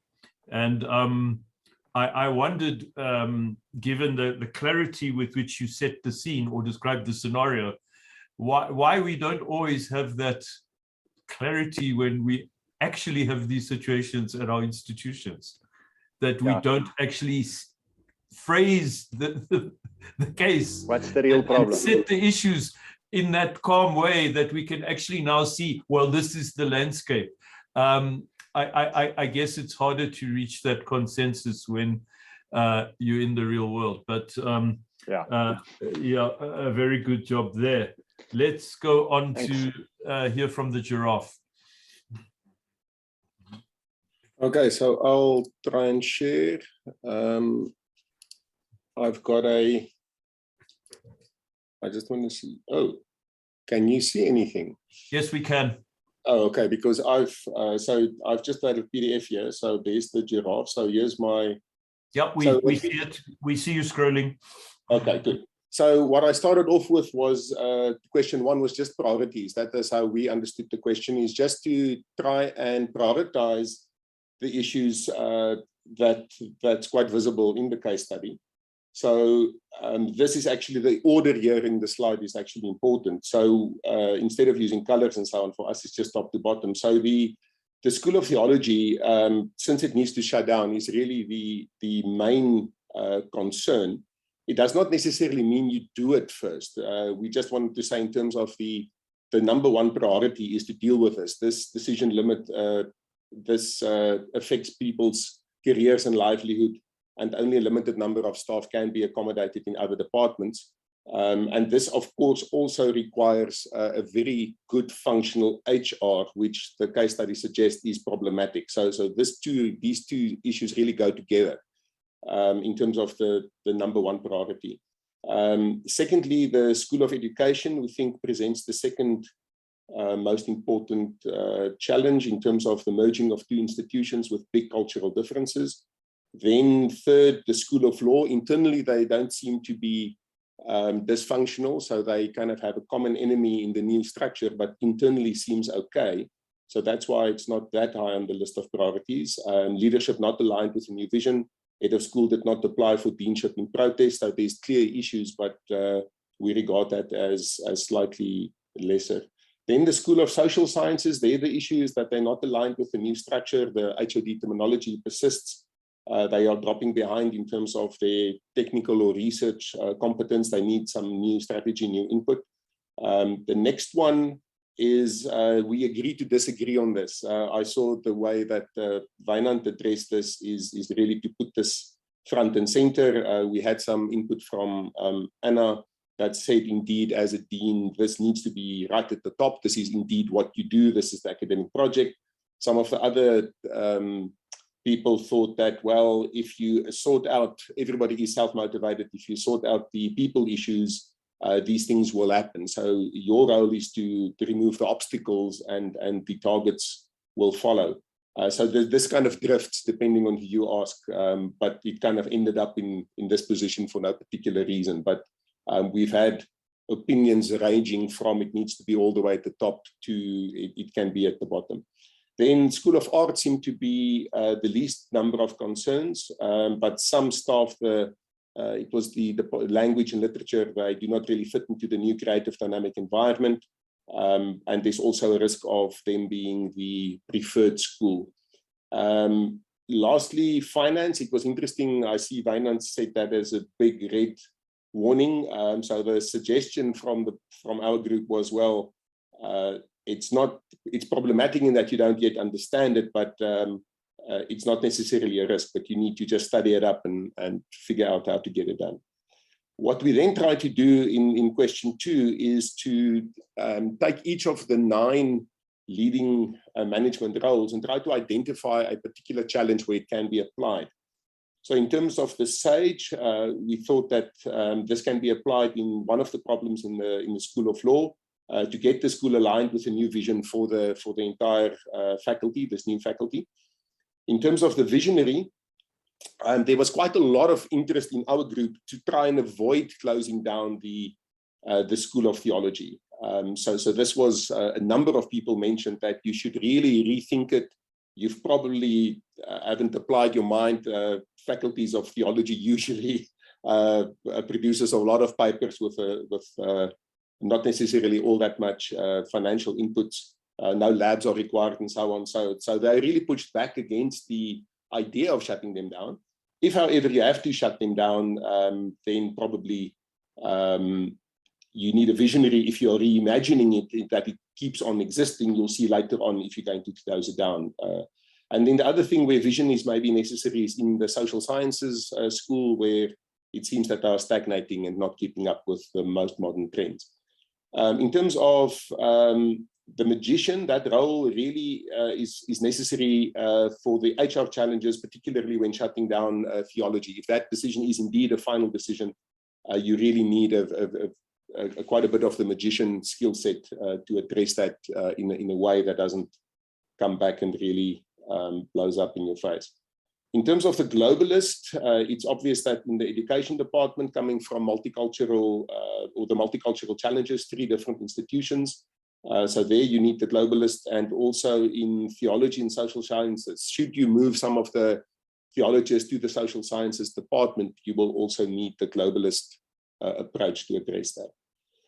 In terms of the mentor, it seems that in the social sciences space, where the dean himself, that is his discipline, he might be able to provide some mentorship there, push the boundaries, get back to kind of modern standards. Also in the School of Education, the head there is from the Teachers College background, so he could maybe benefit quite a bit from mentoring. In terms of an ally, there was an interesting suggestion, I thought, to use arts, which is clearly already an ally. They get along well, and maybe try and use that to get the law on board as well. So it's an interesting strategy to come almost as more than one person already, people that already get along and buy into the vision, and then to try and use that to broaden that group of allies to include law. In terms of the sovereign, where you need to empower decisions, I thought there that the head of the School of Education, which comes from the teacher colleagues, and kind of, he clearly lacks authority from the university side of things. And I think there you need to really empower and back the head of education, the head of the School of Education, in order to understand that he has the backing of the dean and he has authority to make decisions and follow through on that. In terms of guide, there it seems that a natural fit is in order to achieve all the university targets, all 3, in terms of student throughput and improved research, as well as the increasing number of postgraduate students. In terms of the artisan role, one of the suggestions was to the teachers college staff members that maybe don't come from a classical university background, that they could benefit from an artisan role, and also the social sciences to get them back on the kind of cutting edge stand. There maybe the artisan role can be beneficial. Okay, so that's what I've got. Thanks. Anybody else like to add? I liked a couple of things about your presentation. One of which is that there's a big difference methodologically between a sort of sociological case study, where you pack it with every conceivable amount of information from every angle, every statistic that you can come up with, and a management case study like this, where there are deliberate gaps. All the information is not there. You have to actually assume certain things from your knowledge and experience. You have to extrapolate. You have to imagine what might be the situation, because that's much more like a real management leadership situation, where you do not have a godlike vision where you can know absolutely everything that's going on. And you rely on your informants, you rely on the documentations, what is said to you in meetings, what you find out formally and informally. And like the fact that in certain instances you actually posed options. You said, well, we didn't actually quite agree. We could go this way tactically, or we could go that way. We could have approached it like that. And I think that that's good, in that actually when you face an organizational set of challenges like this, there isn't actually necessarily one right way of tackling them. There could be a number of ways that Professor Palmer and the faculty executive would choose to approach it. And where do you unpick it first? Who are your first alliances? In what order do you tackle these problems? Because you can't tackle everything at once. Do you try and get the culture right first and then the systems? These are not automatic choices, and they're not easy choices. So it's interesting that, you know, at times you post, well, these were the different perspectives we had in the group. Obviously, at some point, Professor Palmer would have to make a choice, but at least it would be a choice informed by the options that you presented Professor Palmer with. So I quite like that aspect. Let's hear it from the zebra.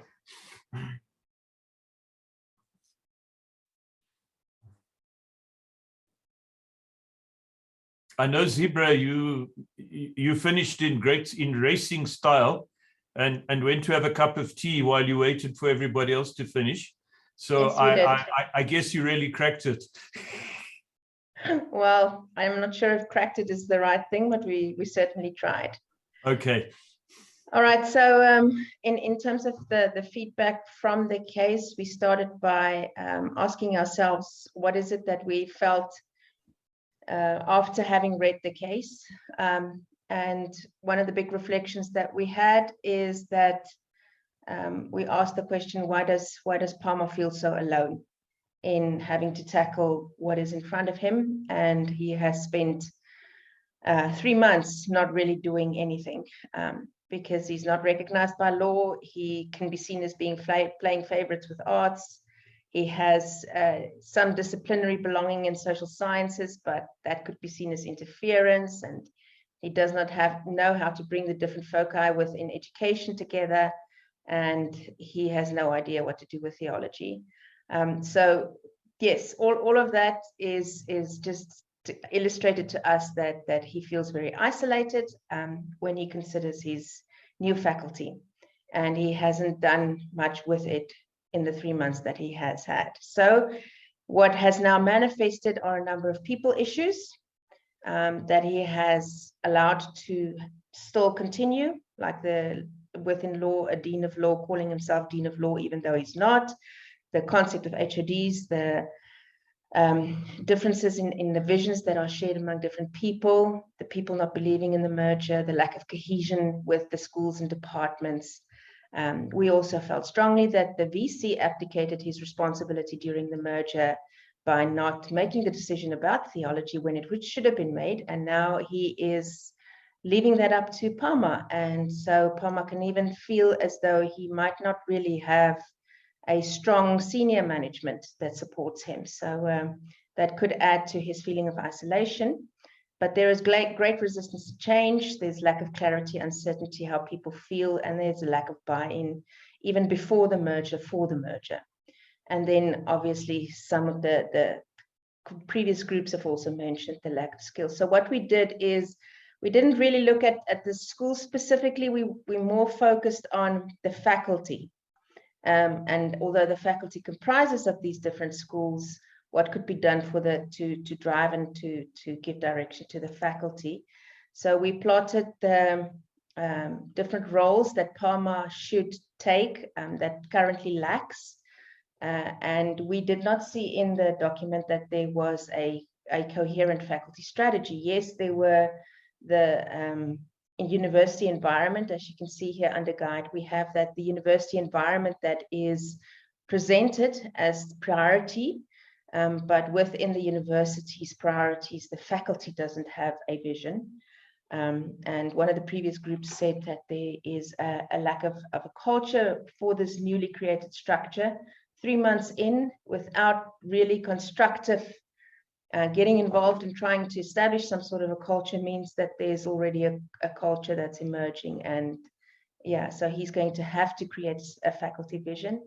As a visionary, need to inspire, give a sense of belief in the merger, in the benefits that the merger could bring.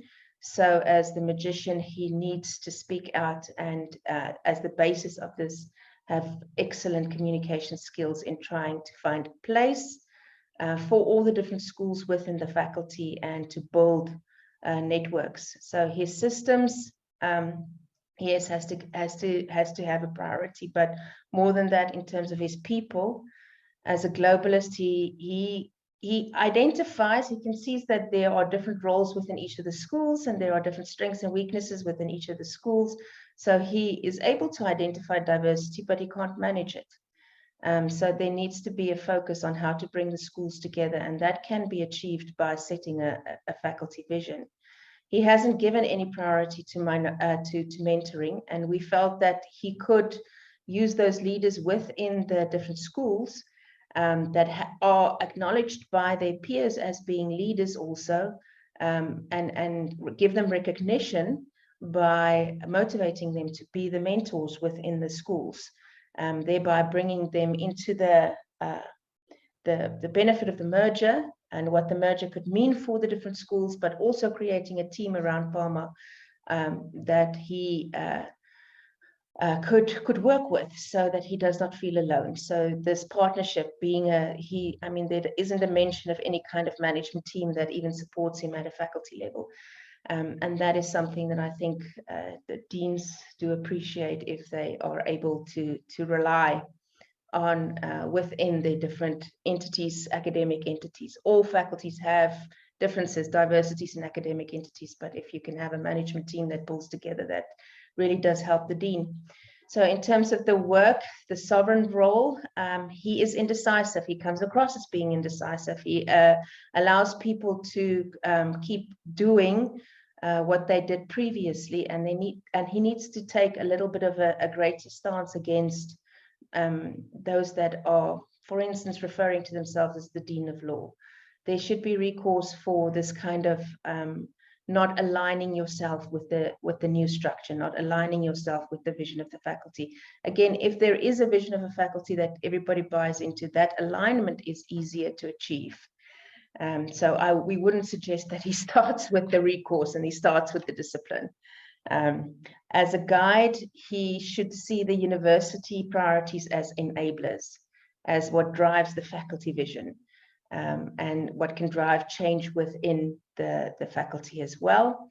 And rather than reinforcing the silos, which currently happens in all the different schools, if he brings in the team, if he brings together the role and the strength that every one of these schools play towards the achieving of the vision for the faculty, he can rather reinforce collaboration between the schools. So as lastly, we considered what kind of leadership style he should then have, also his leadership approach, and the decision was that it needs to be a combination, obviously, but at first there needs to be a lot of emphasis on strategic leadership. He needs to reimagine how the merger could be beneficial for all the schools, and that reimagining needs to be really well communicated, strategically, clearly, consistently communicated to the faculty, to the schools. And then thereafter, then using collaborative leadership, team leadership, and distributed leadership to, depending on which priority you're driving for the faculty, you might distribute your leadership to those persons that are really competent in those areas. But that can happen if you have a strong team that supports you. That's our presentation. Thank you, Patrick. Thank you. Anybody like to add anything from the Zebra group? Otherwise, another quality and stimulating presentation. A few things struck me.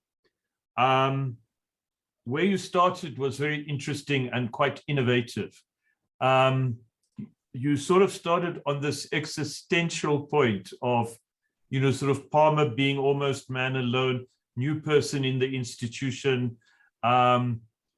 sort of revving, but not yet set out to do what they have to do. I think that's very useful. It brings to light the actual, the narrative, if you like, the drama, that need for the character of a management leader to actually have the strength to now get into this. You mentioned that he might be indecisive. Maybe you could be a bit unfair. He's just arrived. It's 3 months. He's been probably going to a meeting, calling a few faculty executive meetings, going around, trying to work out what's what. But you're right. There is the sense that he can't keep hanging here. He has to actually now start doing things. So, which I think is very accurate, and I think was intended by the author of the case study, which is myself, that you picked that up very well, that he's now on the line. He's now on the line. So it's do or die. He can't keep floating around here. So I like that setting because it gave the rest of what you had to say a certain urgency and a certain, cutting edge. Well, make your choices now, do your analysis. So it was quite a nice introduction to a case study presentation.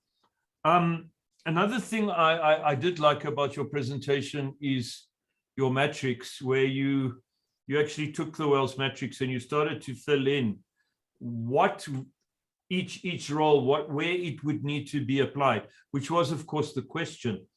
But the way you did it, it struck me that, and I know this wasn't part of the exercise and we didn't have enough time, but, if one was, I don't know, an advisor or management consultant to the situation, if you had gone further and actually said, taken it down to the next step, well, what is actually the action or the actions that are now going to take? It would have been quite interesting as an instrument to actually guide his whole strategic intervention into the into the Palmer situation. So I think that was, from a management academic who's done some management consulting, I quite liked that. I would have been very happy to just adumbrated that matrix and then presented it to the consultant before presenting my invoice. So I think it was quite nice, and it gave a little bit of an impetus to the way you were suggesting things. So we shall send the invoice to you then, Patrick? I've already solved all those problems. But yeah, the bill is in the post. The check is in the post. Okay, I have a few more things to say, just to wrap it up. But before I do that, now that everybody has seen everybody else's presentation, any comments on the process, on your own presentation compared to the others? Anything you picked up that was of interest, or something that didn't come up that you think should have?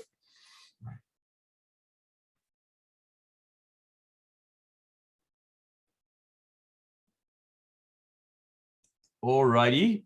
You probably spoke yourselves out. The discussions were quite dynamic, as I discovered, eavesdropping. Look, somebody said in one of the group discussions, they said, people who've been in these positions longer than me tell me that some of these situations are quite real. I will assure you, as the author of the case study, that each one of these situations, may be slightly fictionalized here and there, was absolutely real. And these were all strategic or change management, cultural issues that I faced in various roles, either as director of WITS 2001, where I was in charge of the complete restructuring of the university, closing of the School of Theology as administrator of the University of Limpopo, the old University of the North. We had a theology faculty of 24 lecturers and 15 students. And it was completely unviable. It was absolutely costing the earth. And there was really no option and no potential revival. What we did is we managed to absorb 1 or 2 people who were in sociology of religion. We took them to the School of Social Science. And somebody was also a communication expert, and they went to the communication program, communication studies. Everybody else had to be painfully retrenched. So that was quite a thing. Those people who said maybe it could be reconsidered, maybe they didn't fully contemplate, or I didn't hear it, that Palmer would have to go back and try and reverse a Senate decision that has already agreed, probably a Senate and Council decision. I think it says a Senate decision in the case study, but of course, only Council can establish and disestablish departments. So probably you'd have to reverse the Senate and Council decision, would be quite a difficult thing. Not absolutely impossible if he came up with some wonderful new role for theology and where, how it was going to revive itself. But that would be quite tough, the actual practicalities of it. In terms of some of the other situations and practicalities, I actually became Dean of Commerce Law and Management at Wits, where of the schools under me, there was no less than 2 schools, law and the business school, where the head of school had been given permission by Senate to call themselves dean for external purposes. And of course, that's what's happening. The last group wanted to be very strong on Professor de Wet calling himself dean, but of course he's got permission to call himself dean. He's just stretching that and doing it in the institution and sort of maybe pushing the envelope. So it's quite a difficult thing to say, well, it's a disciplinary matter, because he got Senate permission. He is the dean, but he's just not supposed to use the title in the context of the university's head of school. He's only the dean when he goes to the meeting of law deans nationally, or when he speaks to government or something like that. As far as I know, that's still the situation to this day at Wits, and it's still the situation for the director of the business school. So there it is, and Professor Palmer had to deal with it. On a practical note, what I would have done, or what I would have advised Professor Palmer, and I'm not so much doing the exercise of using the Wales categories, although you guys did that very well. I really think that, a sit down and a tough talk with Professor de Wet by Palmer. He needs to call him into his office, serve him a cup of tea or coffee and biscuits, and put the matter on the table and have some frank exchanges. I don't know, maybe that's the role of the sovereign. In terms of Professor Thompson at Social Sciences, I mean, to me, Professor Thompson has to go. He needs to get a big research grant, or be put back to do a lot of PhD supervision. Clearly, that school is not, to me, that is the worst of all. You've got disciplines who are continuing to call themselves departments. They're still in the old system. They haven't accepted that they're part of an interdisciplinary school of social science.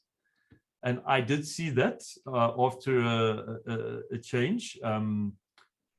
It actually was at Wits, where that's exactly what the School of Social Science did. And the head also referred to them as departments, and then when picked up, he said, well, sorry, I mean disciplines. But really, they were conducting them as departments, which is why people were refusing to cross-teach, and which was against the whole vision.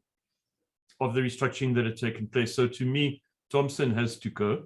I don't know which of the Wells roles that is. Maybe it's the magician. He has to be magicked away, bit of change management. Professor Thompson, maybe you're not enjoying this role. I know you've got 3 years to go in your contract, but you've said so many times that you only did it because you're the most senior professor, the most prominent academic. You don't actually, or you're not embracing the new role of a head of school, which has a whole management, leadership, administrative element. Political problems, because the case study says Professor Thompson was somebody very prominent in the human rights and had played a prominent role in a previous era. For human rights, good and well, take that into account, counsel him out. Otherwise, to me, your School of Social Sciences, you're never going to get it right. Many other issues one could go into, but I think it was a job well done. I heard your discussions. I think, most of the relevant issues from the case were raised and well discussed. Presentations were clear and pretty slick. So well done, guys. I think you can pat yourselves on the back, or we can say that maybe the pedagogy is sort of working to get that quality out of your groups. But be that as it may, hope you enjoyed the process. Thank you very much for undergoing my facilitation for these 2.5 days. I've enjoyed myself. I'm going to hand over to Oliver to take us to the end of the process. Thank you very much, Patrick, and a round of applause to all of you for a job well done. It's always interesting for us when we start with a new group, what the dynamic will be and what the group will bring to the process. And we were really excited. I think it started off on day one when we said the first comment we made as a facilitation team is this group is extremely diligent. They all went and viewed the video of Dr. Tandi Lewin. And then also there was a myriad of questions that you raised that we discussed with Chief Mabizela. So I think it's been, as always, an exciting experience for us as a facilitation team. I think also the challenges that you face, I think you've stepped up. I think you've stepped up courageously in a very difficult, I mentioned in my presentation, I mean, I've been in our education system in leadership in one form or another the last 2 decades. And it seems as if we've never kind of stepped out of crisis mode. We seem to be stuck in crisis mode. We can't seem to lift our eyes from the parapet and look towards the new horizons where there's some stability and certainty and a better, brighter future for the entire system. So kudos to all of you for what you do and how you do it. And more importantly, for staying the course, for being committed and invested in this process. So as it requires of me, and of course I need to comply with the instructions from Michelle, of course you know is the Chief Administration Officer, I just need to ask and remind you to please complete the evaluation of the program, which is in Canvas. You'll see it there. It's very simple. It should take you about 5 minutes to do that. That's important because what it does, it gives us a sense of your experiences, and of course you're academics, so we don't need to ask you to be brutally honest and constructive, but also if there's things that you didn't like, to share that with us, and we'll assure you that we will certainly get better at that. So it will help us in our future planning for this particular program. So please complete the evaluations. And then secondly, those of you for whatever reason, missed out because of load shedding in particular, got disconnected and couldn't sit in some of the presentations, they will all be available. The recordings of this program of the 2.5 days, as well as the presentations, will be available in Canvas in the next day or so. So you can access that and use that also if you want to go back and reflect on some of the inputs that were provided there. Then thirdly, just to please encourage you and motivate you. Hopefully this has given you the kind of stimulus to sign up for our Foundations of Leadership 2 program, which will happen in the second semester. We're cognizant of the fact that you're very busy, so we try not to cramp these programs. So we said we will complete a series of Foundations of Leadership 1 programs in this semester, then have a break, and then in the second semester, we'll come back to you and invite you to participate in Foundations of Leadership 2. The fact that you've signed up for HAL means that you are now on our contact database. So we've got a very sleek communication process that we follow. And through the website, we will make contact with you and invite you to sign up for Foundations of Leadership 2. So before I close and say my final thank yous, this is also an opportunity where we give you the platform or the space or the mic, hand you the mic for a change, to give us some feedback. It's called the soundbite session, where you can say what your experience has been, whether those were positive or negative, what 2.5 days has meant for you. And it would be really great if you can volunteer, and when you do speak, you don't have to put up your hand, just turn on your video and tell us what your thoughts are.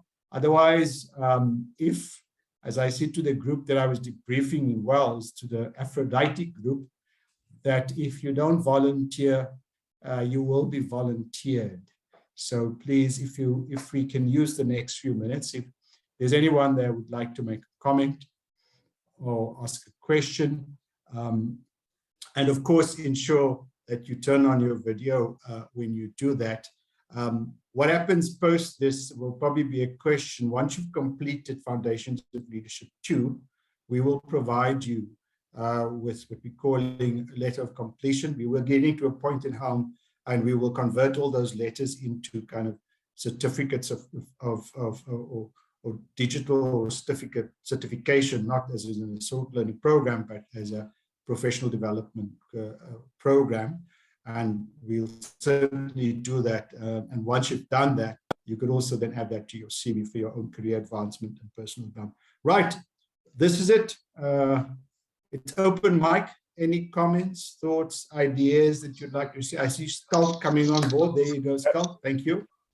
Yesterday when we had to do the 3-word exercise, I mean, what I found quite distressing is all the negative words that in my particular breakout group, because I've been acting for 8 months. I've recently applied for the position. Interviews will be next month, but I was under the impression that the more seasoned managers would give me some sage advice in terms of what to do and how to do it, and they would have a much more pleasant experience of the whole thing to date. And it wasn't the case.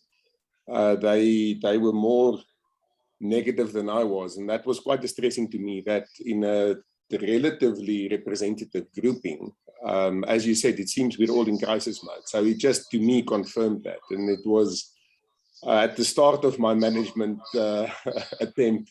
It's not quite what I hoped for. So that's a little bit distressing.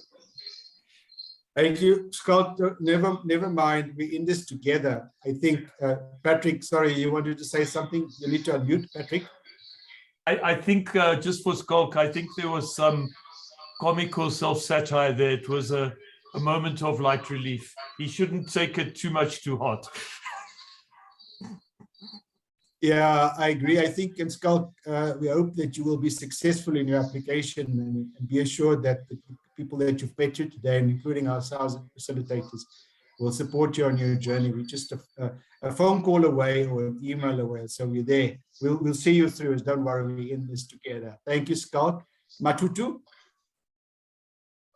Yes, good afternoon, everybody. So I have to close this one.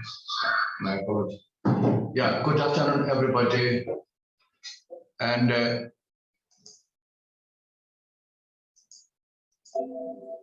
can you hear me? Yeah, I think you're on 2 devices, man. It seems to be feeding back. Yeah, I've closed this phone. So we can hear you now. Oh, okay. We can hear you now. Perfect. Yeah, I just wanted to say thank you to the organizers of this workshop. To me, it feels like I've gone through an MBA program in 3 days, so I appreciate it very much. Thank you. Thanks very much, Manny. Maybe we should package this differently, Patrick, and sell it on. I mean, maybe we can go make some money of that. That is very good. And thanks for that, Manny. That's very, very encouraging. Pachelong, thank you very much. Yeah, my video does not work, so I'll. No, that's fine. We can hear you. We know you're still there. Don't worry. We know it's not your avatar. I'm very grateful for the experience. It was a paradigm shift. I've had an opportunity to be an acting head of school, for 2 years previously when we are transitioning. But to get to begin to understand, some of the nuances of leadership. What I've picked up, which I thought was quite, revealing, is that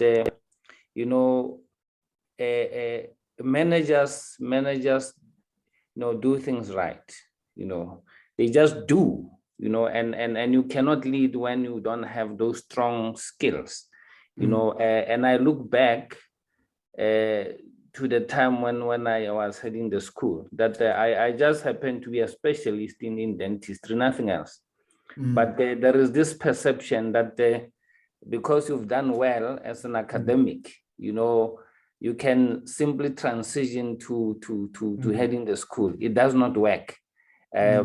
Unfortunately, in health sciences, the problem is even bigger.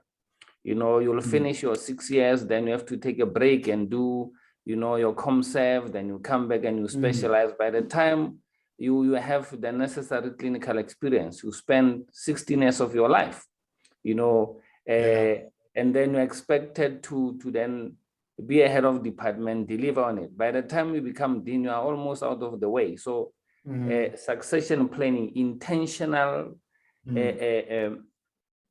building of capacity is a serious problem in health sciences. And I think until institutions understand that you're going to have serious problem with the leadership, of health sciences institution, the problem is not going to change.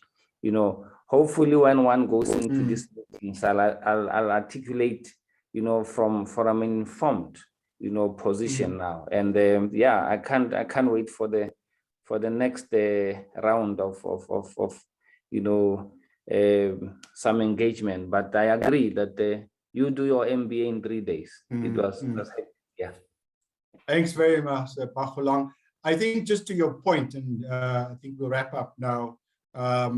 I think we've also recognized, and Patrick and I have spoken about this before, that there's particular need within health sciences, because the way one leads and manages in health sciences university is different from your normal, your other kind of departments and other faculties. So there's certainly something that we'll give attention to this year, and I think work alongside people like you that have been involved for a number of years and understand what some of those big challenges are and find ways to support you even better.